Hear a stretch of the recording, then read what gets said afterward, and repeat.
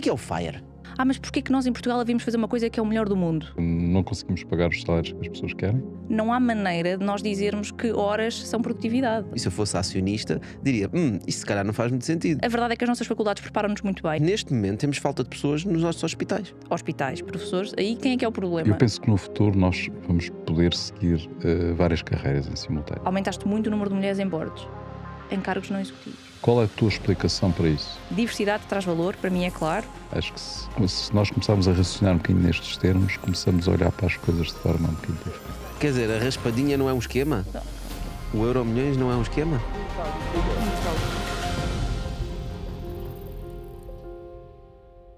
Mas eu queria começar aqui por um tema muito provocador, que é, todos nós em Portugal falamos sobre as limitações salariais e as questões estruturais que nós temos.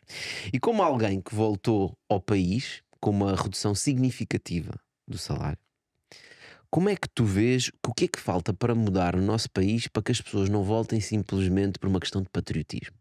Não é? Como é que nós conseguimos mudar a forma como nós organizamos a nossa sociedade, como pagamos às pessoas, como damos valor às pessoas? O que é que nos falta?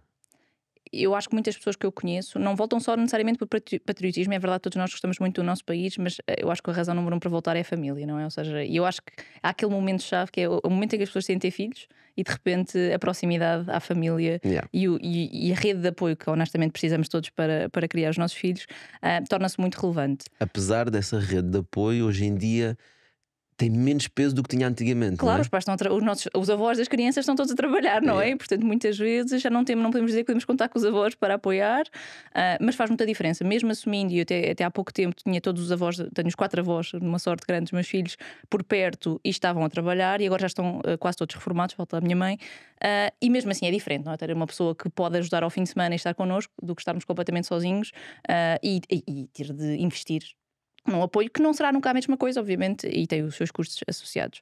Sim, mas isso é sem dúvida um driver, não é? Que é estar perto da família. Estar perto, e não foi só, para mim não foi só uma questão, é uma questão também de querer que os meus pais e os meus sogros possam ser avós, não é? Ou seja, quando eu morava numa terra diferente da minha avó, não é? Nasci na Guarda, mas os avós estavam na zona de Coimbra, eu no máximo via-os uma vez por mês e implicava ali alguma viagem. Eu tenho a sorte de ter os meus pais e os meus sogros em Lisboa, onde eu moro, não é? Portanto, não é necessariamente ao lado, mas o tipo de experiência que isso dá aos meus filhos, a nível de experiência com os avós, é muito bom, e gosto muito de ver os meus pais e os meus sogros no papel de avós, também para poderem fazer tudo o que não fizeram enquanto pais, quase, como eu digo, e estragar os netos com mimo bom.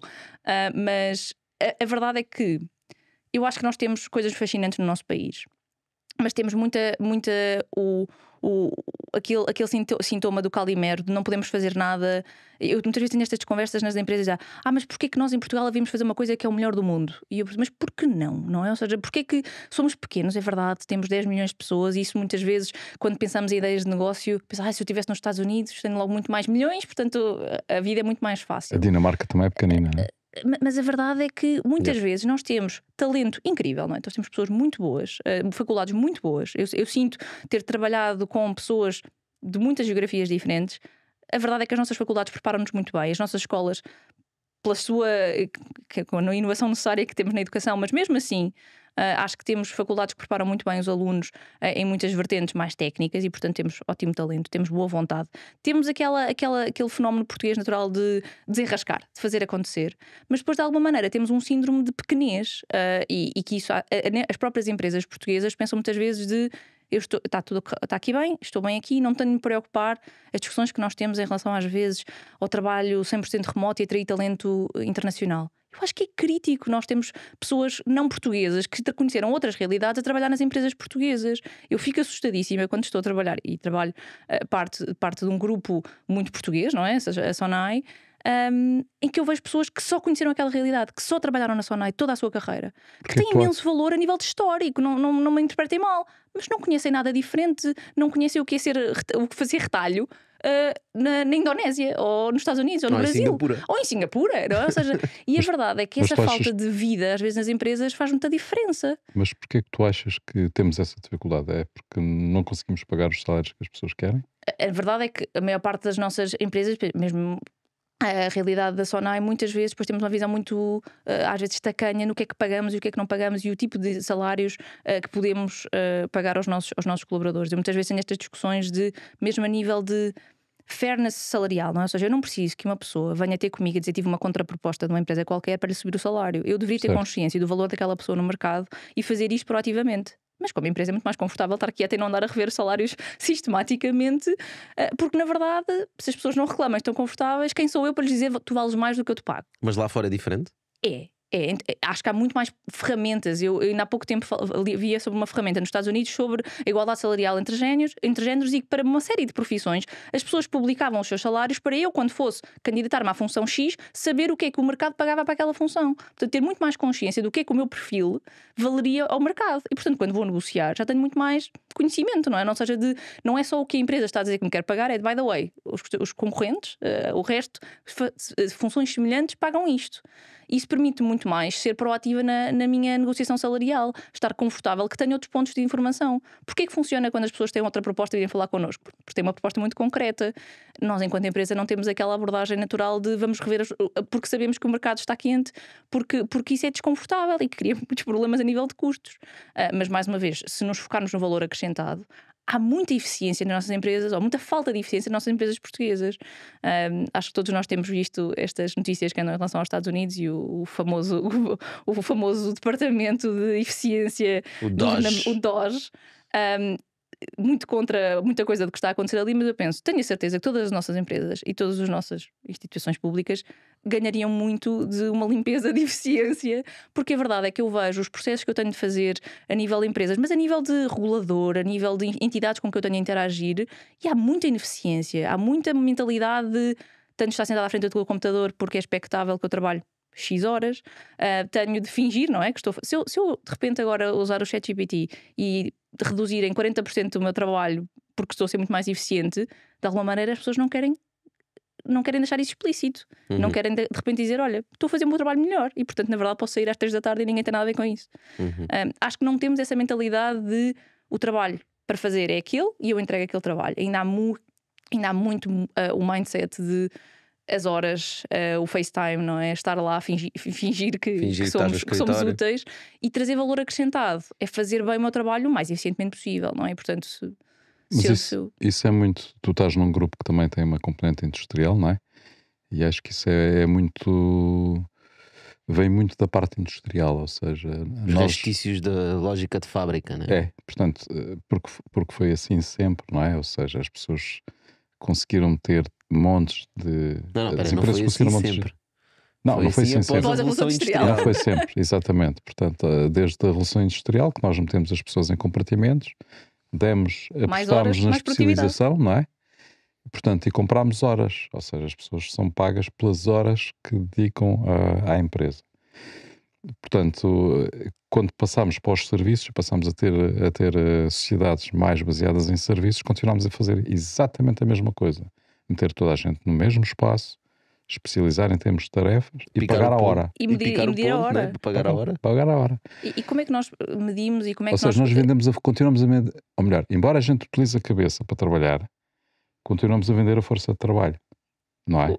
As mãos no computador, não sei se é de alguma maneira. Exatamente. E a verdade é que quando falamos então em tarefas criativas, em tarefas de inovação, não há maneira de nós dizermos que horas são produtividade. Ou seja, nós claramente pegámos num modelo que funcionava e que funciona no contexto industrial naturalmente e assumimos o mesmo para os serviços. E hoje em dia estamos completamente desajustados de eu ser produtiva é fazer o meu trabalho, não é trabalhar 8 horas ao dia. Ou seja, uma coisa não significa a outra.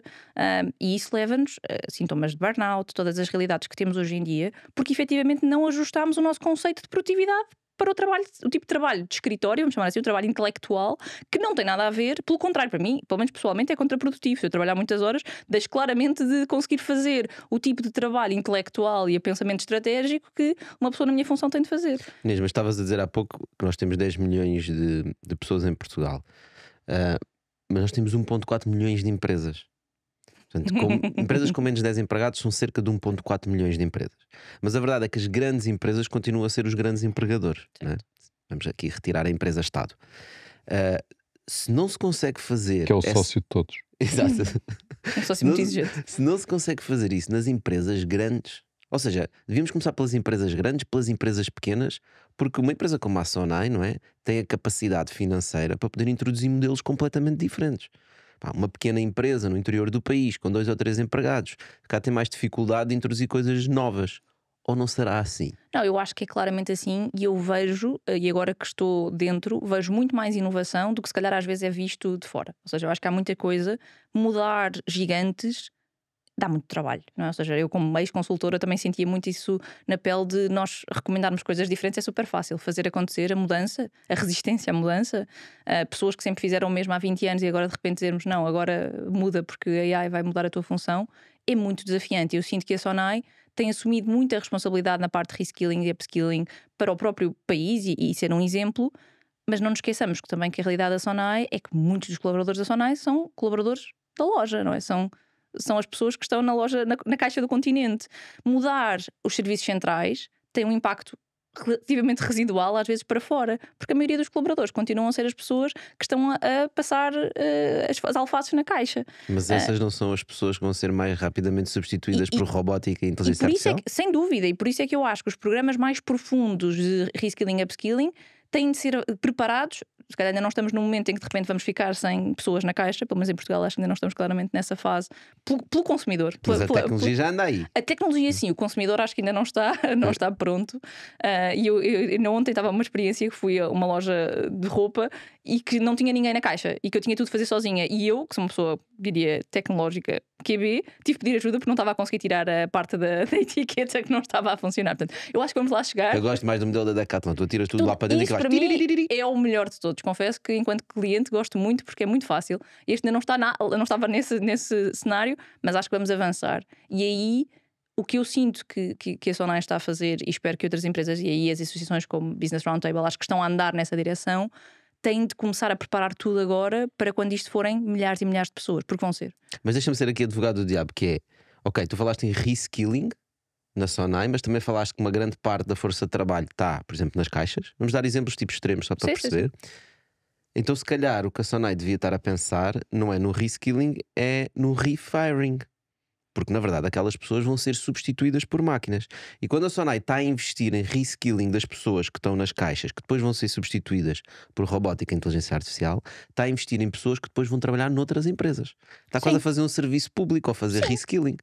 Em termos de negócio, e se eu fosse acionista, diria, isso se calhar não faz muito sentido. Isso é a parte boa de ser uma empresa com um acionista que é a família e com uma vontade muito grande, e eu não conhecia pessoalmente nem a Cláudia Azevedo nem o Paulo, mas tenho tido essa interação de mudar o país e de ajudar e continuar o legado que o pai fez, não é? Ou seja, é muito mais do que o meu interesse próprio, é o melhor para o meu país. E eu acho que tem muita consciência, como eu tenho, se calhar como um membro de uma comissão executiva de uma empresa. Eu estou a formar pessoas que passados 5 minutos vão para outra empresa. Eu não me estou preocupada que estou a investir nelas agora e não vou dizer, se eu te investir agora em ti, numa formação executiva XPT ou em AI, tens de cá ficar 5 anos porque tenho de retirar os benefícios. Nós não fazemos isso, não é? Ou seja, pelo menos nós não fazemos isso. E muitas empresas hoje em dia já perceberam que isso não é o modelo. Nós continuamente temos de formar as nossas pessoas. As nossas pessoas hoje em dia, o conhecimento que têm torna-se obsoleto muito rapidamente. E fazemos-lo com alguma tranquilidade de saber que vai acontecer o mesmo as pessoas que contratarmos e as pessoas que vão sair e vão para a concorrência, vão para outro tipo de empresas. Na verdade, estamos a pensar um bocadinho o mesmo. E eu acredito que muitas das pessoas que estão na loja hoje em dia, num Continente, numa Vorta, no que seja, há muitas delas que podem ser reutilizadas no contexto do grupo, mas há muitas que sairão, e a verdade é que estamos a preparar pessoas para não irem diretamente para o desemprego, não é? Ou seja, que eu acho que isso é o mais importante. Eu concordo com isso, mas sabes qual é o desafio mental que eu tenho? É o seguinte: nós historicamente conseguimos criar emprego. Portanto, há esta ideia que a tecnologia vai destruir os empregos. Não é verdade, porque nós olhamos para a história. Por exemplo, em cerca de 1900, havia 2 mil milhões de pessoas no planeta, né? E nós tínhamos mais ou menos 10% de desemprego. Hoje em dia temos quase 8 mil milhões de pessoas no planeta e temos mais ou menos 10% de desemprego. Na verdade até temos um bocadinho menos. Mas a verdade é que nós temos falta de pessoas. E a falta de pessoas que nós temos é normalmente em áreas que requerem uma educação mais, digamos, profunda. Que eu acho difícil chamar-lhe um reskilling. Portanto, uma pessoa que, sei lá, por exemplo, está habituada a conduzir um caminhão de logística, o reskilling que a gente precisa de lhe fazer é ele tornar-se professor ou enfermeiro, porque essas são as áreas onde nós temos falta de pessoas, carpinteiros. canalizadores. Acho que nós temos falta de pessoas em todas as áreas. Mas nas áreas de serviços, nestes reskilling que nós fazemos, de aprendermos a usar a AI para estarmos no escritório, para fazer. Eu não sinto que nós temos falta de pessoas aí. Não vai resolver tudo. Os exemplos que tu deste em termos de. Precisamos de carpinteiros, não é? Ou precisamos. Eletricistas. Eletricistas, ou seja, pessoas que trabalhem com as mãos. A parte da construção tem uma crise gigante em termos de mão de obra, não é?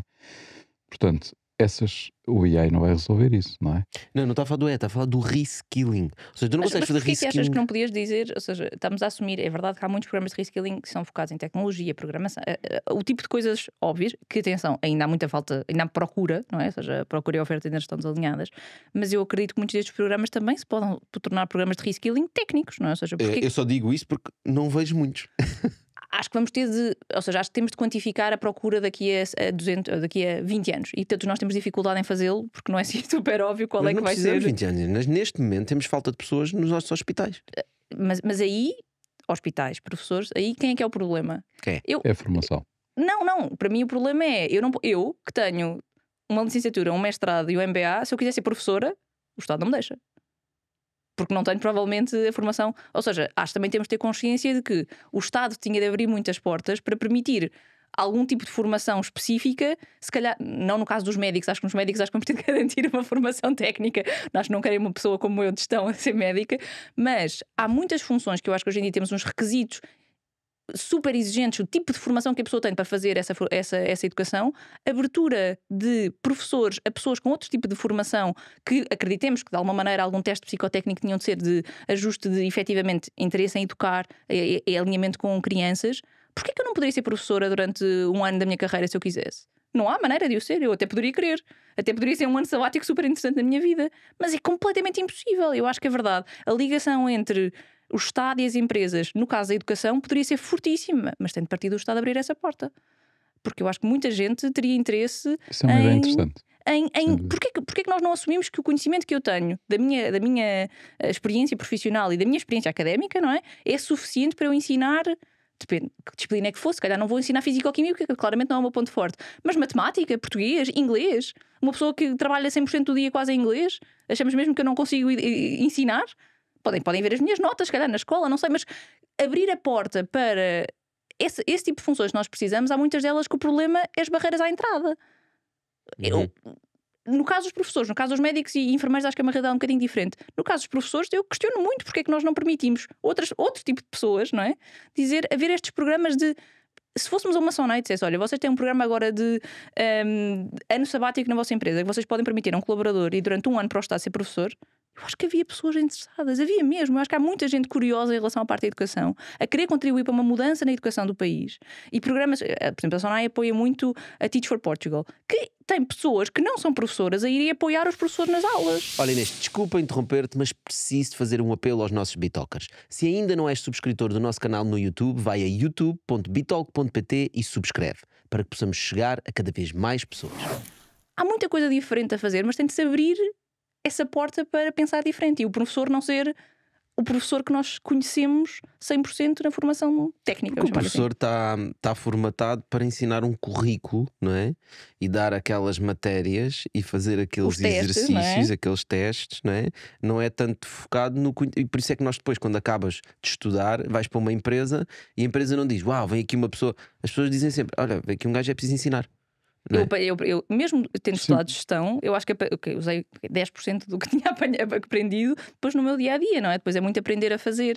E a verdade é que esse conhecimento prático para as nossas escolas, acho que seria super interessante. Nós explicámos matemática na prática, não é? Ou seja, como é que eu aplico matemática no meu dia-a-dia? Não é? Há muita coisa. Como é que eu aplico contabilidade no meu dia-a-dia? É muito diferente de ensinar contabilidade de uma maneira super técnica, que tem uma vertente. Não estou a dizer que não, mas a prática é como tu dizes. Depois quando chegares lá vais ter de aprender como é que funciona, tudo, não é? Ou seja, não... Há uma grande diferença quando as pessoas aprendem do ponto de vista teórico apenas, não é? E não têm nenhuma experiência de vida para ver como é que eles vão enquadrar aquele conhecimento que estão a obter e as pessoas que vão aprender tendo já a experiência, não é? Portanto, tu já fizeste seguramente cursos, sei lá, executivo MBAs ou MBAs. Fiz o MBA, mas já tinha 4 anos de experiência e foi uma diferença. E só com 4 anos de experiência já foi uma diferença Eu fiz enorme. um executivo MBA também, já com não sei quantos anos de experiência, e efetivamente nós, quando estamos a aprender, estamos a obter informação, temos sempre a ver como é que a gente aplicaria aquilo numa situação que já vivemos, não é? Portanto, isso tem um valor muito elevado. Se calhar da mesma forma, uma pessoa que tem uma grande experiência de trabalho nas empresas e que vai dar uma aula, não é? Ou que vai ter um ano sabático a dar uma determinada disciplina, vai explicar as coisas aos putos de forma completamente diferente. Não é? Mais tangível, eu acho que às vezes. Porque sabe como é que aquilo pode ser aplicado na vida real, não é? E de facto isso seria muito enriquecedor. Acho que a ideia é estupenda, não é? Nem que fosse por não estarmos formatados pelo que estávamos a dizer de temos de fazer assim, o programa é assado, é sempre igual, não é? Despejar a matéria, não é? Uma pessoa que não está habituada a ensinar crianças provavelmente não vai saber o que é que funciona, o que é que não funciona, vai testar, vai querer fazer diferente. Muitos de nós temos crianças em casa, por exemplo, não é? Ou seja, os pais de miúdos pequenos, muitos já tivemos de pensar como é que ensinamos a B ou C aos nossos filhos, e portanto até acho que seria rico para todas as pessoas passarem por essa experiência, mesmo enquanto pais, ao mesmo tempo, antes ou depois, porque na verdade todos nós temos de desafiar-nos de como é que eu ensino ao meu filho algumas valências que eu acho que são relevantes para o futuro. Se tu não tens experiência de ser professor, por exemplo, primária, secundária, e tentares dar o currículo que é necessário dar, não vais conseguir. Porque a velocidade é que é preciso. Tinha de haver uma readaptação do que é esse currículo. A velocidade é que é preciso debitar. Estás a ver? Aquilo é debitar. Temos que avançar. Não é? É normal os professores dizerem assim: pá, não percebes, e pá, vais trabalhos de casa, vais fazer isto, vais fazer aquilo, pergunta aos teus pais, porque nós temos que avançar. E esta frase do temos que avançar é dita muitas vezes pelos professores, porque eles estão basicamente presos em terem que dar aquela matéria. Então nós não estamos a ensinar, estamos a despejar literalmente. Nós estamos agarrados a um modelo, continuamos agarrados a um modelo antigo, não é? Costumo dizer que nós temos passado num modelo em que as crianças, portanto, são habituadas a receber respostas, não é? Portanto, no fundo, a ter respostas sobre a realidade, sobre a vida, sobre os factos, etc. Decorar. Por uma nova abordagem completamente diferente, em que eles aprendem a fazer as perguntas. Não é? Até porque a AI é isso que vai trazer, não é? Exatamente, ou seja, a AI é precisamente saber colocar as questões, não é? A parte toda de nós falamos, não é? De prompt engineering, fazer as perguntas certas para depois, qualquer que seja a ferramenta, nos dar as respostas que nós estamos à procura, é essencial. E não é saber em que ano é que nasceu Luís de Camões. Isso, a internet vai nos dizer em 2 segundos e nós não precisamos de decorar. Tal como eu já não aprendi o mapa de rios em Portugal, mas a minha mãe e o meu pai aprendiam e sabiam os rios de cor, todo o detalhe. Se calhar, claramente, ainda continuamos. Infelizmente, o meu filho, eu acho que vai aprender exatamente da mesma maneira como eu aprendi. E como é que eu aprendi? Eu tinha uma ótima memória e, portanto, decorava muito rapidamente, e passado, uns dias, a informação que estava na minha cabeça rapidamente passava. E claramente eu acho que com o apoio da tecnologia que eu acredito que os nossos filhos e os nossos netos vão ter a nível de informação, não é esse o tipo de pensamento que nós temos de estimular. E acho que os professores, o Estado tem um bocadinho mudar aqui o mindset de o que é educar e o que é que nós estamos a ensinar. Não estamos a ensinar factos, não estamos a ensinar conteúdo. O conteúdo está muito disponível muito rapidamente, não é? Ou seja, estas gerações vão nascer num contexto de chatbots a responderem tudo e mais alguma coisa. Como é que se faz um avião? Pergunta-se, o meu filho pergunta-me como é que se faz um helicóptero? Não sei, mas vou perguntar. E pergunta o ChatGPT, diz-lhe como é que se faz um helicóptero. Não é que ele vai fazer um helicóptero, mas é o tipo de informação que se eu perguntasse aos meus pais, eles não tinham de ir à enciclopédia e tentar encontrar qualquer coisa e provavelmente não tinham a resposta. Mas há aqui outro aspecto que eu também acho que é importante desse ponto de vista, que é nós... eu penso que no futuro nós vamos poder seguir várias carreiras em simultâneo, não é? E portanto, isso, termos a abertura, termos a curiosidade, sabermos colocar as questões, sabermos procurar a informação que é mais valiosa para nós executarmos uma determinada tarefa, passa a ser um skill essencial. Portanto, nós podemos ter carreiras, obviamente, não é de ser médico necessariamente e ser eletricista, não é? Mas podemos ter funções, porque nós não somos robôs, assim, seres especializados numa determinada questão, etc. Muitas vezes compensamos isso com hobbies, não é? Portanto, com outras coisas que queremos fazer na vida, ou com desejos de um dia eu gostaria de fazer isto, aquilo e aquilo outro, não é? Não, porque é que tu um dia has de fazer isso? Faz hoje, não é? Faz hoje em paralelo com o teu trabalho. Podes desempenhar outro tipo de funções, outro tipo de tarefas que te vão dar gozo e que vais aprender muito mais coisas e ser muito mais multifacetado. Isso vai ajudar não só que tu sejas uma pessoa multifacetada em várias áreas, como essa abrangência ou essa capacidade de ver as coisas de vários pontos de vista é útil para desempenhar mesmo tarefas mais específicas, não é? Portanto, ou seja, podes ser o melhor especialista, não é? Podendo fazer outras coisas. Ou podendo fazer outras coisas, torna-se um melhor especialista, não é? Pessoas mais completas, pessoas mais satisfeitas. E aí, repara, aí não é importante nós termos muita informação na cabeça, não é? Portanto, nós não conseguimos fazer isso. Aí é importante nós sabermos encontrar a informação que precisamos a cada momento. Sabermos questionar e sabermos encontrá-la. Sabermos o que não sabemos. É uma abordagem completamente diferente, não é? Temos a humildade de nos envolvermos das pessoas que nos complementem, não é? Ou seja, eu há uns dias estava a ouvir um podcast do Harvard Business Review sobre um conceito, que chamaram-lhe um nome diferente, que era fractional leadership. E o que eles estavam a dizer basicamente é, vamos chamar, membros da comissão executiva ou diretores de alto nível que estão em várias empresas ao mesmo tempo, que já começa a existir nos Estados Unidos. Eu, no conceito da Europa, ainda não vi muito, mas porquê que assumimos que uma pessoa que é um membro de uma comissão executiva ou um diretor de primeira linha, uma empresa relativamente grande, tem de estar 100% dedicado àquela empresa e que na verdade não vai trazer mais valor acrescentado por estar em 2 ou 3 sítios ao mesmo tempo, que traz conhecimento cruzado, obviamente trabalhar para concorrentes não, mas que traz uma experiência completamente diferente e implica aqui de facto nós mudarmos o nosso mindset, o que é ser líder, o que é uma pessoa estar satisfeita 100% com o seu tipo, o trabalho só o seu trabalho, é muito desafiante e põe também muita própria pressão no trabalho que está a fazer. Eu sempre adorei o conceito de consultoria, de estar sempre a variar o que eu estava a fazer, não é? Que obviamente depois não me trazia um tema de ownership e de controle efetivo dos resultados, porque estava de fora a recomendar o que é que se deveria fazer.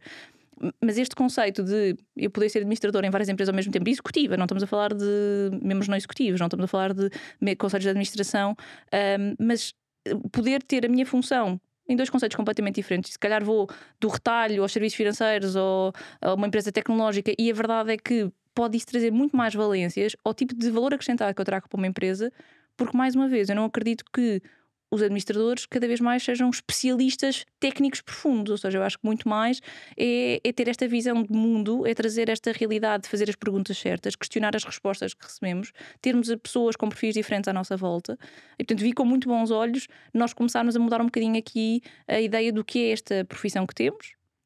E depois todos os conceitos de... eu falo muito abertamente com o CEO da minha empresa que não me vejo a trabalhar até aos 67 anos full time para nenhuma empresa. Não consigo compreender como é que isso seria o meu futuro, porque eu acredito que vou ser feliz a fazer muitas coisas diferentes. E não é fazer muitas coisas diferentes nos meus hobbies, porque obviamente um trabalho full time implica muito tempo e muita energia, e portanto eu tenho muita ambição de deixar de trabalhar por conta de outrem relativamente cedo, vamos dizer assim, na minha carreira. Eu tenho sempre ali os 45 anos é o objetivo, entre os 45 e os 50.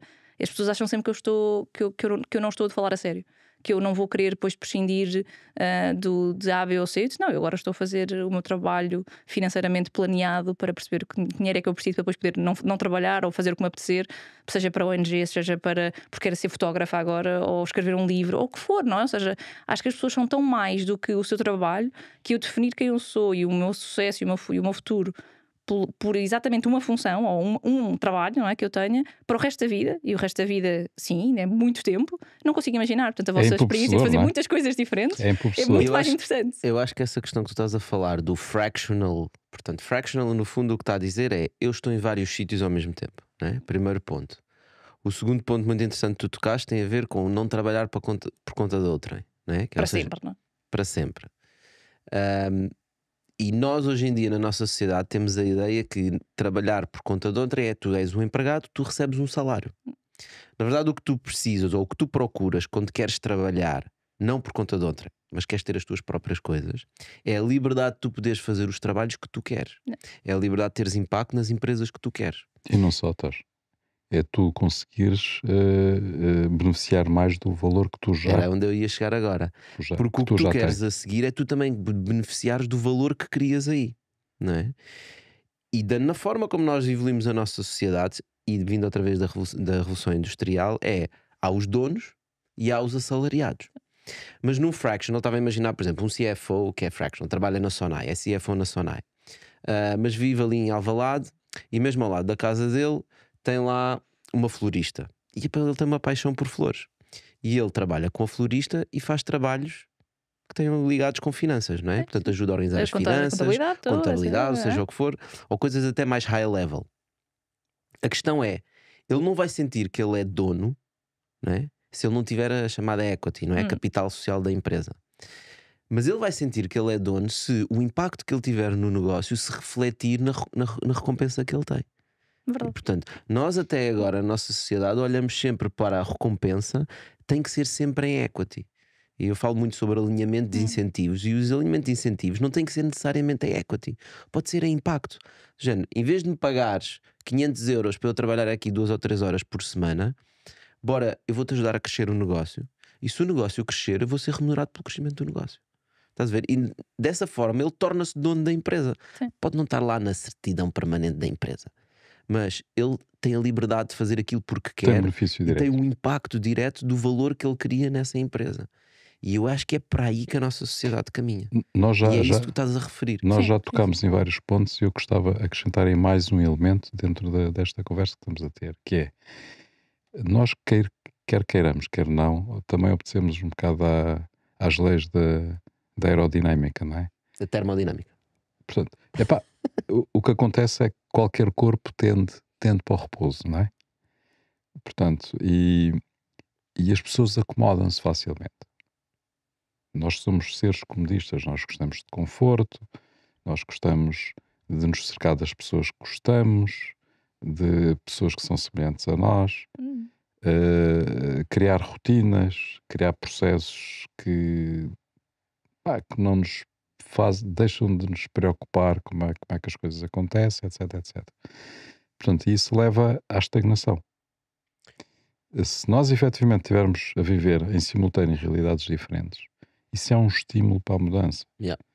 Porque tu tens estímulos diferentes em locais diferentes onde estás a trabalhar. E esses estímulos que tu recebes num sítio, tu vais transpô-los para o outro. E és tu a estimular, não é? Portanto, cria-se aqui uma dinâmica completamente diferente, não é? Que é muito mais proativa, e que sobretudo faz bem às empresas, faz bem aos outros colaboradores, faz bem às pessoas que nos circundam e faz sobretudo bem a nós, porque não estagnamos, não é? E acho que não só não estagnamos, como crescemos, não é? Porque é aquilo que tu estavas a dizer, tu trazes uma coisa que aprendeste ali, trazes para aqui, o que aprendeste aqui levas para ali. Uma realidade completamente diferente num setor que não tem nada a ver, mas que na verdade consegui fazer a transposição de o que isto significa para mim, não é? Ou seja, para mim neste lado, não é? Aquele lado do cérebro apanhou ali uma coisa. Também acho que permite às pessoas, ou vai motivar muito a flexibilidade mental, não é? Uma pessoa tem de passar de um tema para outro. Isto implica também nós treinarmos o nosso próprio crescimento, não é? Porque acabamos por não poder estagnar, na verdade. Porque se eu estou sempre a mudar de tema quase, isso implica quase aqui uma flexibilidade que eu acho que é super saudável para o futuro que nos traz. Cada vez mais vai ser mais incerto e com muita realidade que se calhar não conseguimos prever com toda a certeza. E acho que pode ajudar-nos um bocadinho a desconstruir o conceito que há pouco tempo eu lia um relatório sobre o estado da nação em Portugal, sobre os nossos boards e a estabilidade dos nossos boards executivos e não executivos, no contexto das pessoas estarem muitos anos a fazer a mesma coisa. Alguns no início da minha carreira eu tive um coach que me disse uma coisa que sempre ficou muito clara na minha cabeça, que é uma pessoa que tem uma função de liderança nunca deve fazer uma função mais do que 4, 5 anos. E ele dizia porquê? Nos primeiros 2, 3 anos tu estás a fazer tudo diferente, vais mudar, e depois passas os últimos 2 anos a defender o que tu fizeste. Portanto, a probabilidade de tu conseguires constantemente reinventar o que tu fazes é muito difícil, porque foste tu que fizeste já à primeira, não é? Portanto, agora vem uma mudança e vais dizer o que eu fiz estava errado e agora bora lá voltar a fazer. Ele dizia, nós temos de ter consciência que as pessoas têm muita dificuldade em fazer isso. Há perfis que o conseguem fazer, mas a verdade é que nós olhamos para as nossas lideranças e quantas pessoas estão lá tanto tempo. Sim. Qual é a probabilidade? Eu não estou a dizer... Quando a primeira-ministra da Nova Zelândia se demitiu, eu tive muita consciência de que a realidade que ela deu, o exemplo que ela deu ao mundo, para mim seria muito raro ver um homem fazer aquilo. Que foi ela assumir, eu sei fazer este trabalho, mas já não sou a melhor pessoa para o fazer. E nós, neste país, temos muita dificuldade em dizer isto, que é, eu sou uma boa membro da Comissão Executiva, mas já haverá alguém que vai fazer isto melhor, que vai fazer isto mais fresco, que vai fazer isto diferente, que provavelmente já tem muito mais contexto sobre os clientes atuais, sobre as tendências atuais, o que seja, e portanto as pessoas retirarem-se da equação quando percebem: eu já não sou a melhor pessoa para esta função. Não quero isto dizer que não sabe fazer, claro que sei, hei de ter uma performance ok, mas já não sou o melhor. E acho que esta noção de nós podemos fazer coisas diferentes vai ajudar muito as pessoas a terem consciência de onde é que são boas, onde é que não são assim tão boas, que não são insubstituíveis, que devem fazer coisas diferentes. A questão, e acho que para facilitar um bocado essa assunção de eu não sou tão bom para esta função, não é? Porque as pessoas têm sempre dificuldade em assumir isso. Claro que sim. Nós podemos aligerar um bocadinho essa questão dizendo que as empresas, tal como qualquer outro tecido, precisam de coisas diferentes em momentos diferentes da sua vida, não é? E portanto, uma pessoa que é muito boa numa fase inicial da empresa não é tão boa numa fase de mais de rotina, não é? De estabilidade, etc. Portanto, e lá está, voltamos outra vez que as coisas tendem a parar, não é? Portanto, tem que haver sempre injeção de sangue novo a esse nível. E portanto, as pessoas terem humildade de reconhecerem efetivamente que não são a melhor liderança nesta fase da empresa, não significa que ele perdeu qualidades, pelo contrário, deve ter ganho, não é? Porque tem mais experiência, mas significa que a empresa necessita de outro tipo de abordagem nesta fase. E não põe toda a experiência dele pode ser aplicada de uma forma muito mais produtiva noutro sítio, não é? E é assumir isso claramente. Uma pessoa dizer eu hoje não sou a melhor pessoa, não põe em causa o valor que eu trouxe no passado. Eu acho que as pessoas têm muita dificuldade em separar isso e dizer, olha, agora não és o CFO certo. Pá, mas foste um CFO incrível nos anos passados. Eu estar a dizer-te isto hoje não põe nada em causa o valor que tu trouxeste nos anos todos anteriores para a fase em que a empresa estava. E nós assumimos, mesmo empresas grandes, não é? Que se calhar já estão estáveis todas, não é? Quando olhamos para o contexto de startups é uma realidade um bocadinho diferente, mas têm fases contextuais de mercado, de concorrência muito diferentes. E nós somos, eu diria que as lideranças são muito pouco ágeis nessa mudança. Somos quase só mudamos quando sentimos que a coisa está mesmo ali a estalar e é mesmo necessário. Não somos proativos a dizer não é este tipo de perfil que nós precisamos agora. Sabes o que eu vejo? É pessoas que são muito boas a fazer isso, invertem a lógica e dizem, eu já não estou a crescer. Ou seja, em vez de olharem só para a empresa, depois para justificar para fora, dizem, eu não sou a pessoa certa para a empresa está numa fase nova, a empresa tem que encontrar um novo caminho, precisa de novo sangue, mas na verdade o que ela está a pensar, e nós somos pessoas egoístas, claro. Está a pensar já estou aqui há 4 anos, isto já não me dá pica. Já não me dá pica, preciso de outra cena, preciso de ir fazer outros desafios, não é?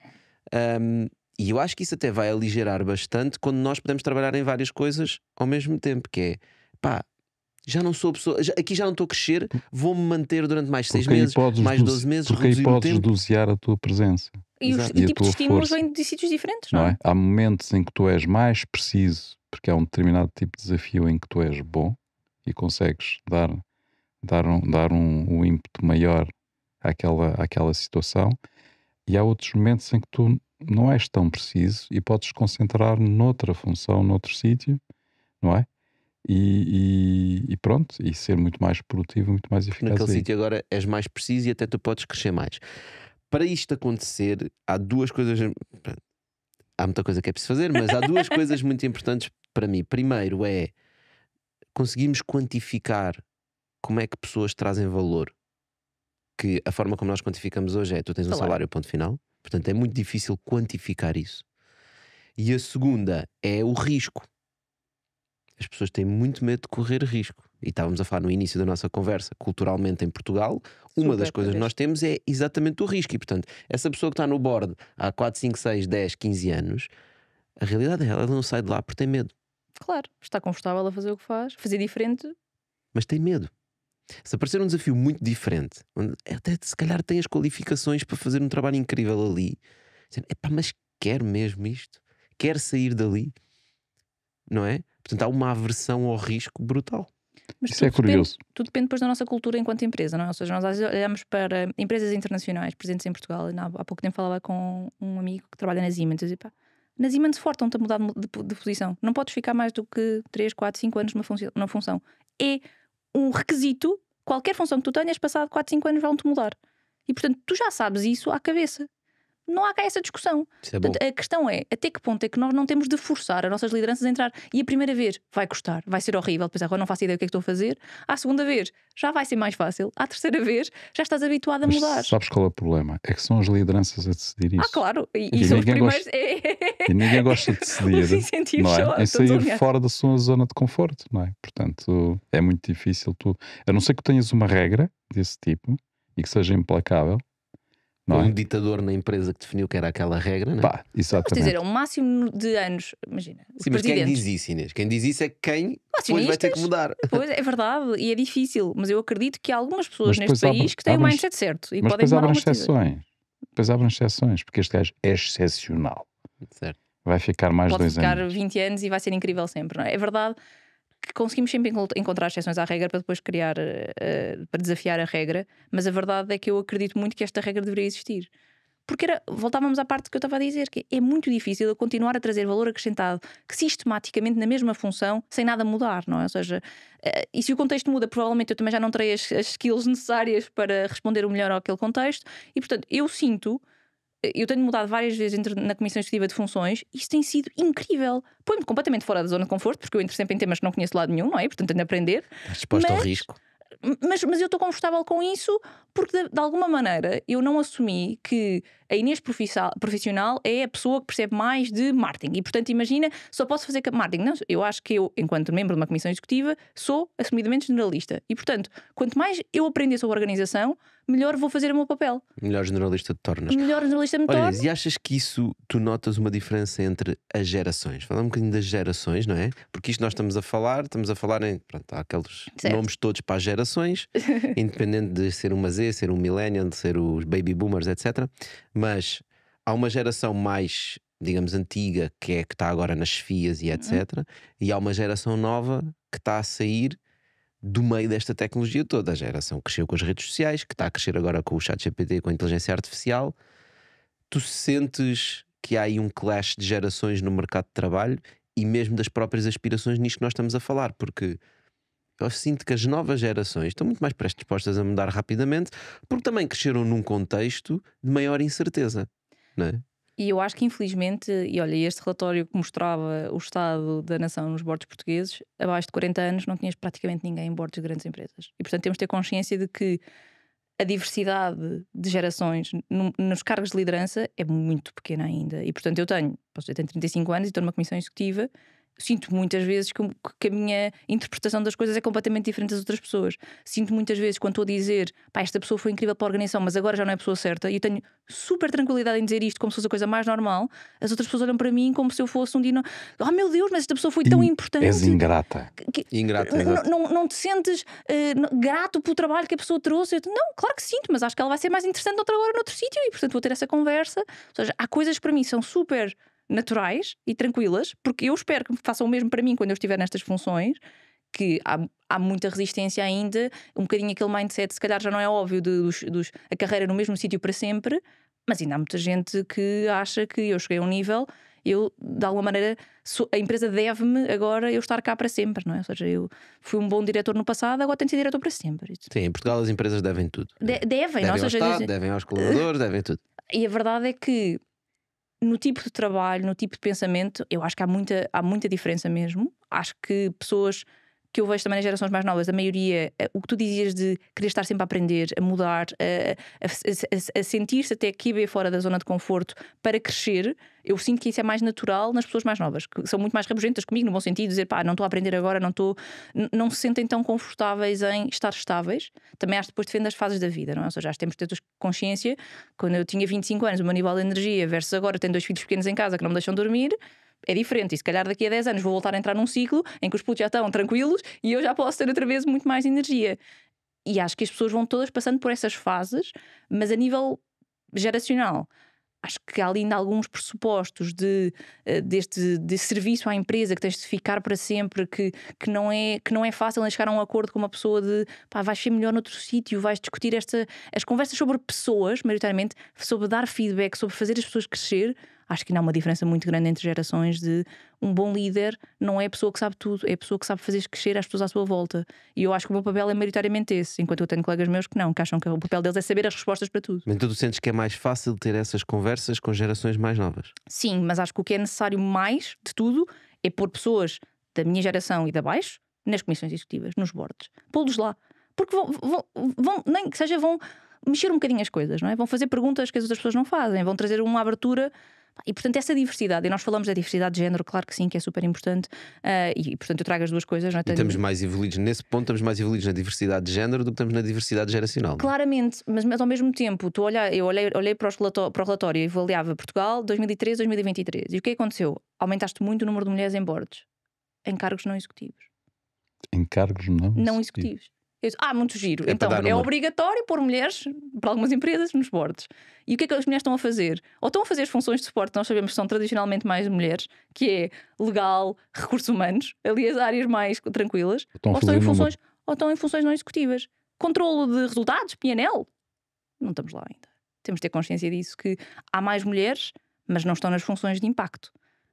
Quantas mulheres CFO que tu conheces? Eu conheço algumas em Portugal, já fico bastante satisfeita de vez em quando vir, mas há muitas funções de controle de negócio. Eu acho que as cotas foi um trabalho maravilhoso de forçar a mudança, não é? Ou seja, ninguém gosta de cotas, acho que nenhuma mulher vai dizer que gosta de cotas, mas força a decisão. Acho que ainda não forçámos não são só nas funções não executivas, não é só nas funções de pouca relevância de negócio.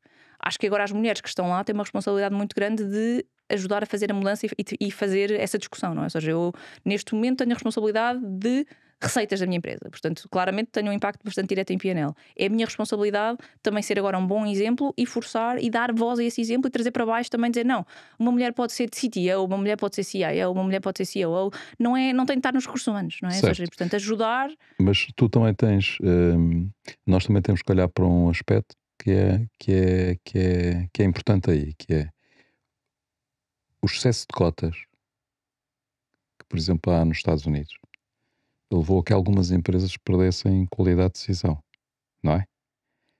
A Boeing é um caso desses, é apontado como um caso desses, aliás está em plena crise neste momento, não é? Portanto tem que havia cotas disto, cotas daquilo, cotas daquilo outro, não sei quantos, e às tantas eles perderam-se completamente em termos de capacidade da própria empresa. Não achas que pode haver aí, se nós agora vamos ter cotas das mulheres, vamos ter cotas de juventude, não é? De etnias, cotas mais não sei quê, de raça, cotas de, sei lá, de opção sexual, ou seja, aquilo que for, às tantas nós temos ali uma arca de Noé, ou não? Mas essas arcas de Noé provam que trazem valor acrescentado versus terem lá só homens de 60 anos de cabelo branco, não é? Está provado, ou seja, o valor é preferível ser uma arca de Noé do que serem todos iguais. Sejam homens, mulheres, o que seja, não é? A diversidade vai naturalmente trazer valor pela diversidade de pensamento, pelas discussões, pela riqueza das discussões. Mas repara, nós muitas vezes acentuamos a diversidade do ponto de vista formal, não a diversidade de pensamento propriamente dito. Podes ter pessoas. Sim, é verdade. Ou seja, podemos fazer todos iguais, simplesmente só a diferença. Ok, o género eu acho que atrasa sempre por default algumas coisas, nem seja culturalmente, certo. Mas é verdade que a diversidade de pensamento e, portanto, muitas vezes até de experiência, formação e tudo mais é mais relevante do que ter lá de raças diferentes com experiências muito semelhantes, vamos dizer assim. Yeah. Portanto, eu acho que, forçando, diversidade traz valor, para mim é claro. Acho que também temos muita tendência, e nos Estados Unidos há imensos exemplos, isto é até um fenómeno já descrito, que é o tema chama-se Glass Cliff, que é, muitas vezes põem-se mulheres em posições de liderança quando a coisa já está completamente, já vai morrer.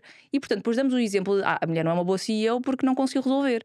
Mas quantos homens é que iam conseguir resolver aquela situação? Ou seja, nenhum. Só que isto é sistematicamente, e muitas empresas em estado de crise acham que tentar pôr uma mulher naquela fase e portanto vai de alguma maneira resolver. E se não resolver, acabam por conseguir justificar os temas da diversidade se calhar não correm assim tão bem e se calhar na verdade as mulheres não são boas CEOs. Então eu acho que temos de ter muito cuidado como é que associamos uma coisa à outra, porque nós não vivemos em mundos paralelos em que tínhamos lá um homem e vê exatamente o que é ia acontecer. Um homem, ou seja, certo, outro tipo de perfil. Mas eu continuo a achar que é mais difícil nós apostarmos na diversidade de pensamento do que na diversidade de género, ou seja, aquilo que for, não é?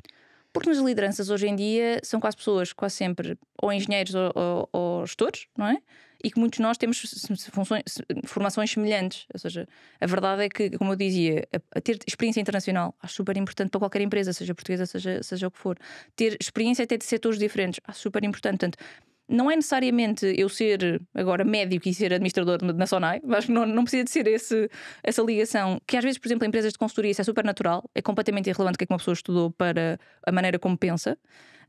E pelo contrário, às vezes até há coisas que se estuda que são mais interessantes na maneira de pensar do que necessariamente gestão, economia e afins. Mas a verdade é que se trouxermos experiências diferentes, se nos focarmos em ter diversidade no caminho profissional que a pessoa fez, eu acho que já vai ajudar muito para termos conversas mais construtivas e mais ricas para o valor acrescentado na empresa. Eu acho que a questão da diversidade ainda vai se tornar ainda mais, vai haver mais diversidades, porque daqui nada temos AIs aí também para lidar. E na verdade aqui também temos uma AI. Também vão para os conselhos de administração. Que também vão para os conselhos de administração. E aqui olha, no Bitalk também temos uma AI, para tirar as notas era ótimo. que é a nossa frigideira, que está aqui para nos apresentar alguma coisa. Frigideira, estás aí? Sinto-me sempre representada quando uma mulher vem ao podcast. Uau. Mas falemos de ingredientes. Temos o bife, o ovo, o arroz e a batata. Qual dos ingredientes preferes? O ovo. O ovo? Boa. O ovo! Vamos então estrelar o ovo. Deixa-me só preparar. Está quase e... pronto. Inês, soube que tiveste sorte no Tinder. Achas que consigo a mesma sorte? Não vejo porque não. Eu acho claramente que tem de haver Tinder para AIs. Acho que o futuro do mundo vai ter de passar por isso também. Acho que mereces um frigideiro, não é? Yeah, um chefe. Um sous-chefe ou um chefe. Que é para a frigideira ser o chefe. Exatamente, o sous-chefe, exatamente. E ter um sous-chefe. Não, mas também é verdade, agora com. Lá estávamos a falar de coisas novas, de gerações novas, não é? E tu também tiveste uma experiência muito interessante. Essa frigideira sabe tudo sobre as coisas do Tinder. Olha, Inês, muito obrigado por teres vindo, teres partilhado estas coisas. Malta, obrigado a vocês estarem desse lado. Já sabem, vamos continuar nas nossas redes digitais e até à próxima. Obrigado, Inês. Obrigada eu. Olha, o que é o FIRE? O que é o FIRE? Portanto, o FIRE, conceito que acho que hoje em dia mais conhecemos por causa da ex-CFO da Microsoft, é na prática dizermos, o acrónimo quer dizer Financial Independence Retire Early. E o que é que isto significa? Significa Quer dizer, a gente está a falar em trabalhar e agora vamos falar em reformar. Em reformar. Quer dizer exatamente o que eu dizia há pouco, que é, eu não quero ter necessidade de trabalhar por um salário o resto da minha vida e, portanto, eu faço uma gestão financeira dos meus rendimentos e das minhas poupanças e dos meus investimentos para garantir que, quando chegar à idade X, eu tenho, na prática, rendimento suficiente que gera esse valor, não é? Tenho investimentos, tenho o que seja, e que na prática eu posso não fazer nada ou fazer o que me apetecer, não necessariamente associado a um salário. Não é? Ou seja, é assumir que a segurança social não funciona. Acreditem ou não, todas as contas que eu e o meu marido fazemos assumimos que não há a segurança social. Isso vai ser um bónus extra. Quando vier o que vier vai ser bom.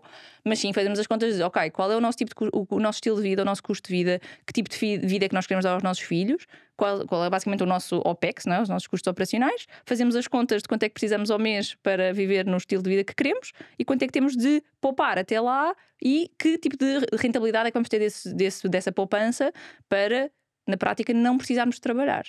Isso implica uma gestão muito proativa dos rendimentos atuais para perceber qual é que é o teu target, não é? Há uma série de calculadoras na internet que tu podes usar, dizer ok, eu quero chegar a esta idade com este rendimento mensal recorrente, como é que se faz essas contas? E portanto usar uma série de instrumentos financeiros que estão à disposição cada vez mais, à disposição de qualquer um, não é?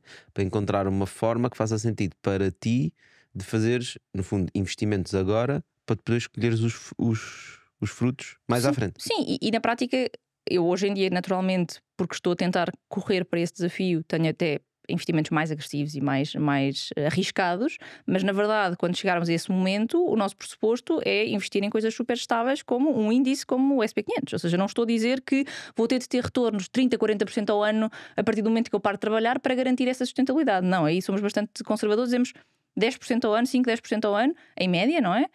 E temos de considerar que há anos bons e anos maus, mas o mercado, podemos olhar para os últimos 50 anos dos índices mais conhecidos, é relativamente estável no tipo de rentabilidade que dá. O que importa, sim, é eu estar agora a poupar e investir. E não é poupar no sentido de pôr dinheiro de parte, porque o dinheiro infelizmente não cresce sozinho, mas sim, efetivamente, ter uma postura de, sim, investir em mim no sentido de retirar parte do meu rendimento para isso, mas depois investi-lo ativamente em soluções que me permitam chegar ao montante que eu preciso ter poupado para dizer a qualquer empresa de eu não preciso trabalhar agora. Posso querer trabalhar para contextos que nem sequer me paguem, como dizia, posso querer ir trabalhar para uma florista porque sempre gostei de flores, ou para uma creche porque adoro crianças, o que seja, mas já não estou a trabalhar porque preciso daquele salário para pagar as minhas contas.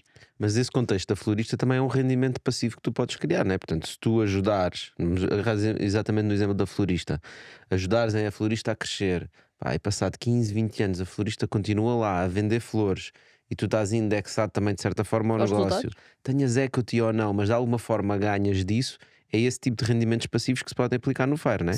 Sem dúvida. Passando pelos estoques, passando por comprar vários tipos de instrumentos financeiros. O mais tradicional em Portugal é comprar casas.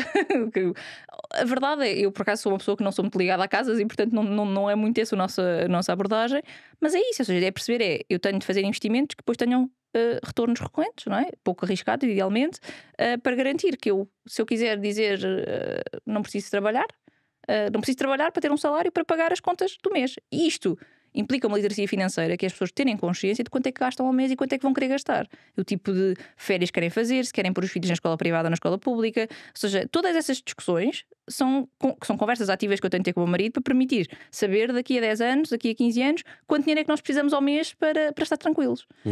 E acho que muita gente acaba por ir fazendo, não é? E não pensa muito nisso. Não pensa nisso, não.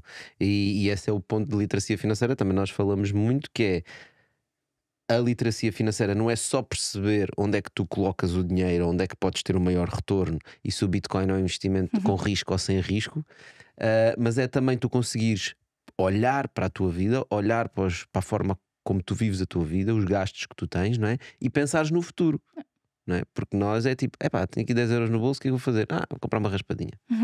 Não é? Sim. Portanto, isso é tudo menos literacia financeira. Eu acho que as pessoas às vezes não acreditam quando nós dizemos, ok, se vocês poupassem 20 euros ao mês desde os 18 anos até aos 50, isso já dava uma batelada de dinheiro investida a 10% a nível de retornos, porque aquilo obviamente vai-se alimentando, vais pronto. A questão é que compounding effect, não é? Exactly, não é? O problema é que as pessoas não percebem, acham sempre que o risco, lá está, também da cultura, não é? A parte do risco dos investimentos financeiros é um bicho de 7 cabeças, mas acho que todos temos de ter consciência que nunca ninguém ficou, se calhar, rico / confortável financeiramente por ser assalariado. Ou seja, mesmo nunca ninguém ficou rico com salário. Não. E portanto, e atenção, o meu propósito não é ficar rica. O meu propósito é chegar a um montante que me deixa confortável de não ter de esperar até aos 67 anos para me reformar. Mas é isso que é a riqueza. A riqueza é a liberdade. A liberdade, no meu caso, é tempo e liberdade. Não tem nada a ver com ativos tangíveis, não é? Neste caso. É dispor do tempo como a gente quer. Não é? E acho que nós não é o mais valioso, pessoas, não é? Que nós temos. É o tempo. Para mim, sem dúvida, eu acho que ainda bem que cada vez mais pessoas estão a acordar para essa realidade, a pensar sobre estes conceitos. Mas quanto mais cedo nós começarmos a planear, e depois também há a lógica de eu agora tenho 40 anos, já é demasiado tarde, já não posso. Não, quanto mais cedo começares, mesmo que seja hoje, se hoje é o melhor dia que temos para começar, se não começaste no passado, qualquer decisão hoje vai melhorar a vida financeira da manhã, depois da manhã, daqui a 20 anos. Mas repara, o que tu estás a dizer de facto é bastante primário, não é? Porque no fundo as pessoas, quando são assalariadas, fazem uma coisa muito básica, que é trocam o seu tempo por dinheiro, não é? Portanto, e esse dinheiro é no fundo é um número que representa o tempo que eles trabalharam. Se eles conseguem usar um bocado desse dinheiro ou desse dinheiro para ter reinvestimento, ou seja, para ter mais dinheiro, diremos assim, no fundo o que eles estão a multiplicar é o tempo, não é? Portanto, acabas sempre por ser uma representação do tempo. E se a pessoa consegue ganhar essa liberdade, não é ter muito dinheiro, é ter muito tempo. Não é? Acho que se nós começarmos a raciocinar um bocadinho nestes termos, começamos a olhar para as coisas de forma um bocadinho diferente. Sim, e hoje em dia, por exemplo, agarrando no SP500, né? Portanto, um índice em que tu investes em ações, que tens um rendimento, digamos, médio de 10% ao ano. Isso significa que tu tens tempo extra 10% ao ano, de alguma forma, não é? Tu podes contextualizar esse valor. Ou seja, um mês sem trabalhar, o que seja. Exato, por exemplo, um mês sem trabalhar, 3 meses de férias por ano, seja o que for que tu queres. Mas eu acho que o que também acontece é quando as pessoas trabalham na mentalidade de salário, acabam também por fazer uma coisa que é adaptar o seu estilo de vida ao salário. Sem dúvida. Não é? Que é uma coisa que é necessária para implementar o FIRE.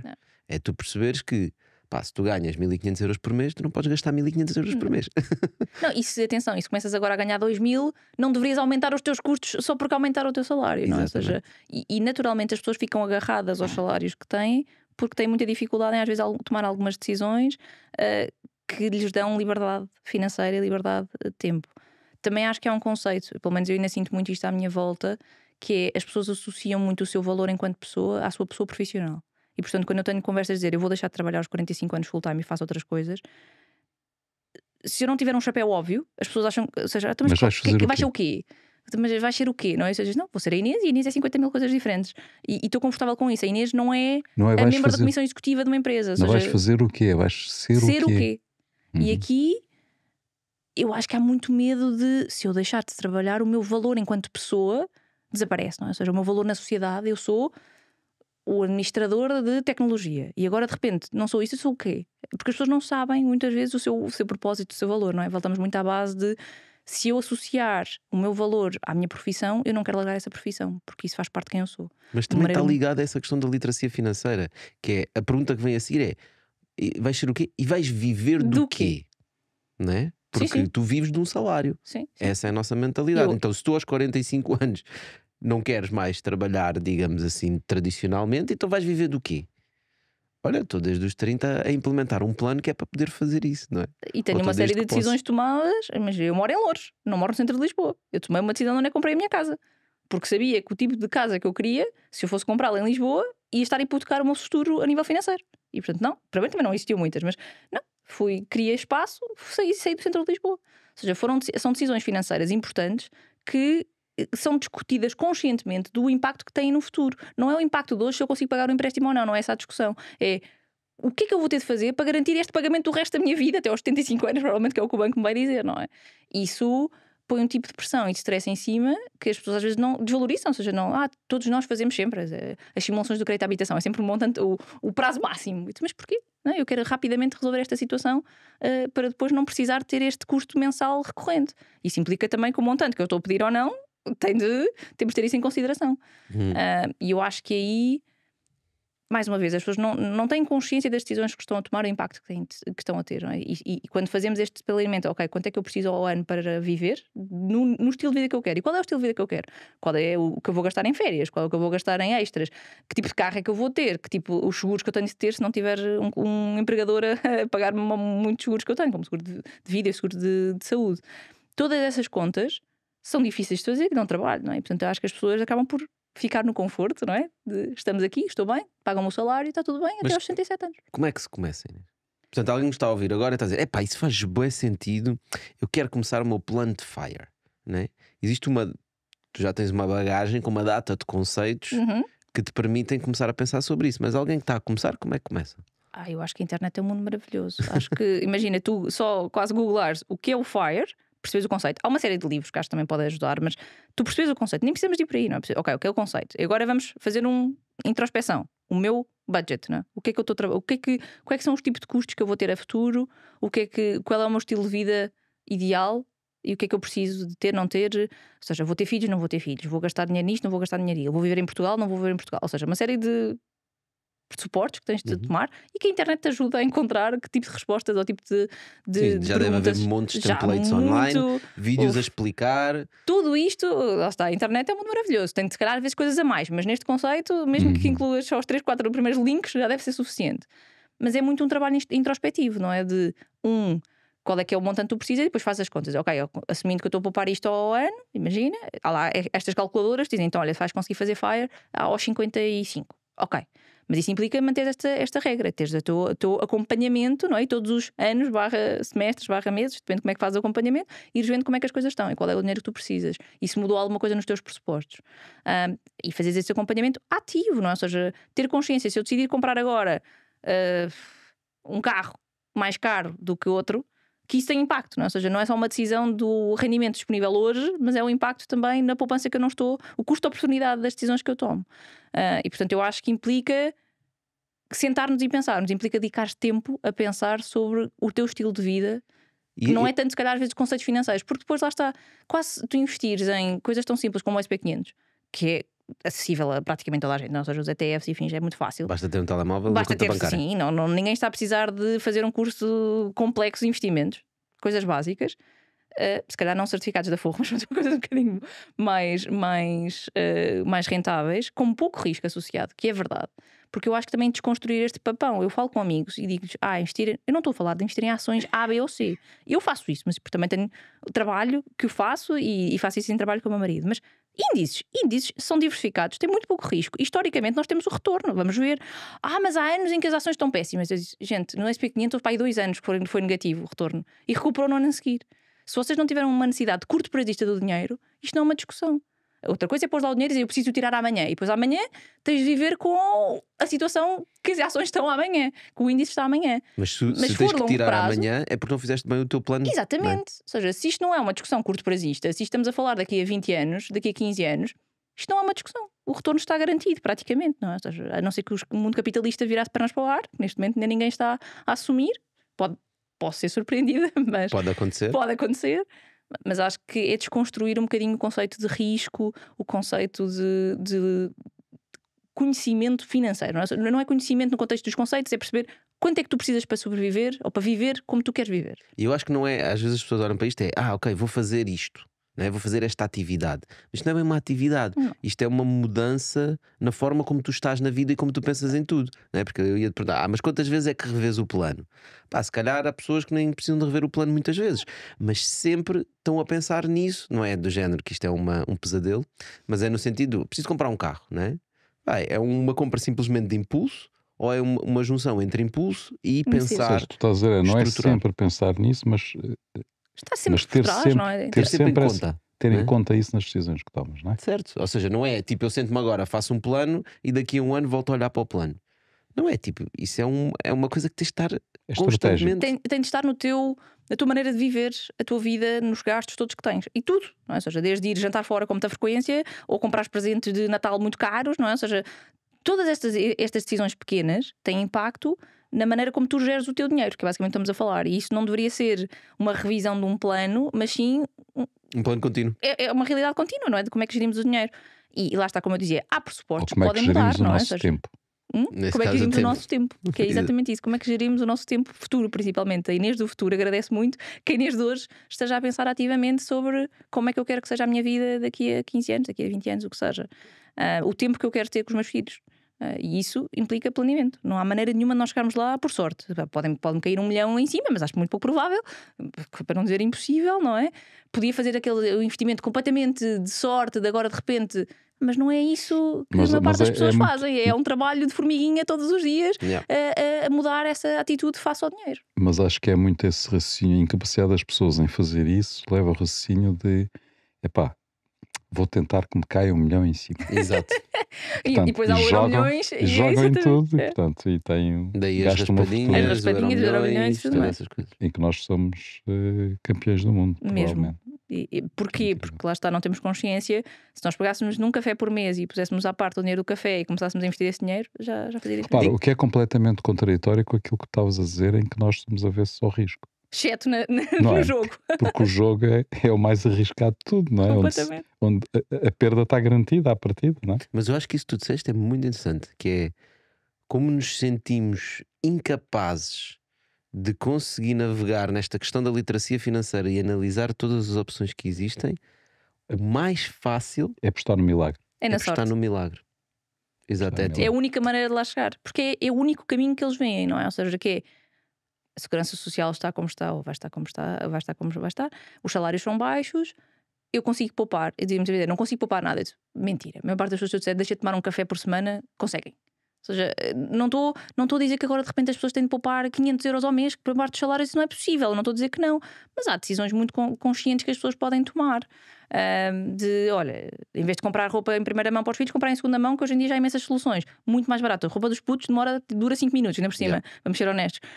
Não comprar A, B ou C, ou seja, acho que há decisões conscientes que nós dizemos que tomamos muito facilmente, é só isto, é só aquilo, é só aquilo. Se começarmos a fazer as contas, acumula de uma maneira muito pesada depois nas nossas necessidades de o que é que eu preciso amanhã para viver, o que é que eu preciso.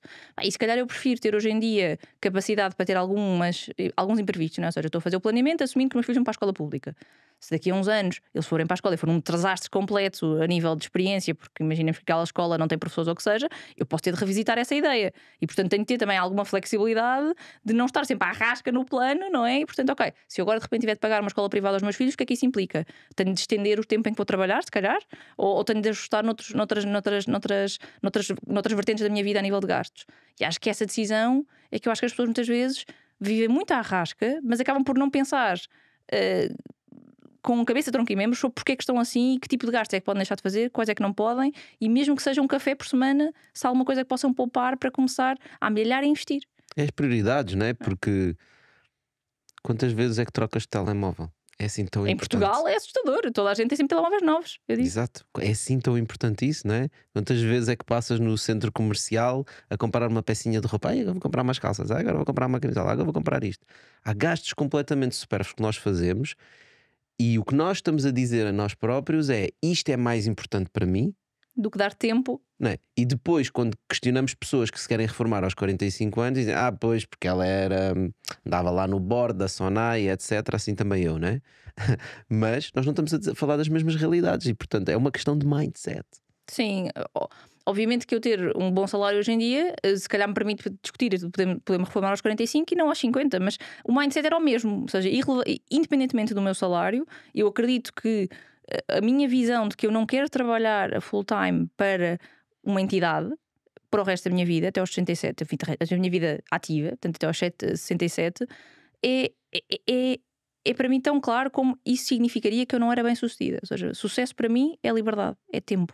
E se é liberdade e tempo, eu tenho de trabalhar para isso. E trabalhar para isso não é só preciso ter salários milionários, não é? Em Portugal também não há muitos, não é por aí, não tenho um salário milionário. Mas ter essa conversa de, ok, fazer estas discussões, não é? Ou seja, sim, se calhar eu raramente tenho babysitters em casa com os meus putos, pá, e tenho de assumir essa responsabilidade. Tenho os avós também para ajudar, mas sim, pronto, tento não gastar dinheiro e estar mais eu com os meus filhos e ter menos de liberdade para mim, para o marido e jantar fora. É a vida. E hoje há tantas coisas que se pode fazer. Olha, e também tens seguramente uma grande diversificação em coisas de risco, não é? Portanto, coisas mais arriscadas, coisas menos arriscadas. Em que balde é que tu pões a Bitcoin? Nós somos fãs lá em casa. Somos fãs porque eu acredito muito na tecnologia por trás, não é? Ou seja, acho que blockchain tem um potencial enorme. Acho que Bitcoin já ultrapassou o limite de provar que vai estar cá para ficar. Ou seja, e portanto, obviamente que estas subidas assim, só porque o Trump ganhou, de repente haver uma subida enorme do valor da moeda, acho questionável, e acho que se vai adaptar, acho que vai ler um bocadinho. Mas eu acho que tem imenso valor enquanto outros ativos. Porquê que Bitcoin é mais ou menos relevante que prata e ouro que nós, se calhar no mundo, temos há muito tempo? Portanto, eu acredito muito em Bitcoin. Acho que há muita coisa lá pelo meio que se calhar não é. Há muitas meme coins que as pessoas não conhecem e depois há aquelas volatilidades absurdas. Também há shitcoins. E portanto, eu percebo o susto para o português comum ou a pessoa comum de não percebo nada disto, não me quero meter ali, mas a moeda em si acho que já provou que vai estar cá para ficar. Acho que as moedas digitais claramente é o caminho, quer dizer, os reguladores estão a dizer que são o caminho, não é? Ou seja, o Banco Central Europeu está a dizer que é o caminho. Nós, enquanto uma entidade financeira em Portugal, temos de preparar nesse caminho e portanto isto vai ser o futuro. Portanto, eu já não acredito que Bitcoin esteve cá, que era uma coisa passageira e que ia desaparecer. Já ultrapassámos esse ponto. Esse valor há bastante tempo. Qual seria o impacto se todo o dinheiro que nós gastámos em raspadinhas e euro-milhões tivesse sido colocado em Bitcoin? Tantos milionários em Portugal. Tantos milionários. Éramos um país de ricos. Éramos um dos países mais ricos do mundo? Claramente. Então, se começássemos há uns anos atrás... Só este ano já estávamos todos bem. Mas mesmo se tivéssemos começado só o ano passado. Sim, só o ano passado, só a valorização que tivemos. Sim. Não é? E mesmo que agora voltamos à mesma conversa, isto não é dinheiro para amanhã, não é? E portanto, mas volta outra vez à literacia financeira. As pessoas olham para cripto e dizem scams. Isso é só gajos a roubarem uns aos outros, etc. Não é? Que na verdade, há muita coisa dessa. Sim, mas blockchain é muito mais transparente a nível de sistema financeiro do que necessariamente os sistemas financeiros que nós temos hoje em dia. E, portanto, há muita coisa que eu acho que até funciona muito melhor e tenho mais conforto em conseguir ir ao detalhe e perceber quem é que está por trás do quê e a fazer o quê do que necessariamente no sistema bancário atual. Só que mais uma vez é complexo. Ou no sistema de jogo sorte e azar atual, não é? Casinos, raspadinha, do que seja. Quer dizer, a raspadinha não é um esquema? Não, claro que é. O euro-milhões não é um esquema? As pessoas não gostam de assumir isso. É. Mas sim. É um grande esquema e é um grande Ponzi scheme. Olha, Inês, muito obrigado por teres vindo aqui partilhar connosco todas estas coisas, super interessante. Malta, vocês já sabem, se ficaram até aqui é porque esta conversa foi interessante e de certeza conhecem alguém que tem que ouvir isto, seja o que nós estivemos a falar inicialmente, seja do FIRE. Portanto, não te esqueças de partilhar, escolhe 1 ou 2 pessoas com quem queres partilhar isto para que possam crescer e possamos todos tornar Portugal ainda mais rico e possamos voltar para o país a dizer: não, eu vou voltar para Portugal porque lá ganho 3 ou 4 vezes mais. Isso é que será. Rico e livres. Livres. Com mais tempo. Mais tempo. Obrigado, Inês. Obrigada eu. Obrigado a todos. Dano. Muito obrigada.